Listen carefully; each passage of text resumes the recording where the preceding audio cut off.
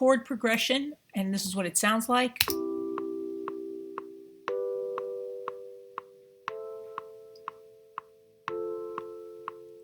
It's a 1, 5, 6, 4 chord progression, and now what I'm going to do is create a few different kinds of tracks. So the first thing I'm going to do is go to the track pull down menu, and I'm going to duplicate the tracks, new track with duplicate settings, and I'm going to do that a few times because I'm going to need them.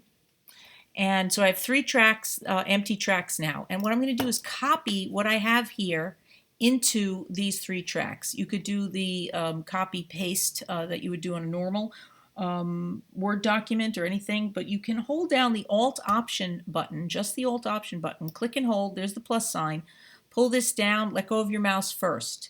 I'll try it again. Hold down Alt Option, click and hold, see the plus sign, pull down, let go of your mouse first. Again. And now I've made multiple copies of this one track.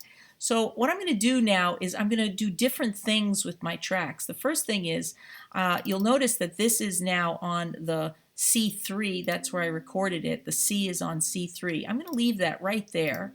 And now what I'm going to do is I'm going to make a left-hand piano part. So I'm going to call this my right hand. And then I'm going to make a left-hand piano part. So I double-click and I call this my left hand. And I'm going to take this and I'm going to drop it an octave. So now I'm in my left hand. You'll see it's highlighted. The track is highlighted. The region's highlighted. I'm going to come in here and select all of them. And the shortcut for moving it down an octave is to hold down the Alt Option Shift buttons again. Those are the magic combinations. And use your arrow keys on your computer keyboard and arrow down. And it will drop it 1 octave. Now, it sounds a little kind of muddy down here. You don't really want to leave that. So the best way to make a left hand is to take out the middle note. And we'll discuss more of this in class, why that's a good option for you to take out that middle note.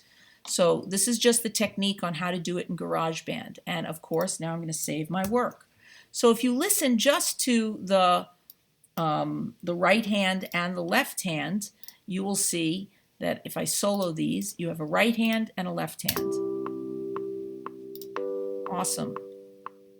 Good. Now I want to separate them out a little more, so I'm going to pan them over a little bit. Not more than 10 for now, not more than 10. So what will happen when you hear it in your headphones is it separates it out and you get more clarity.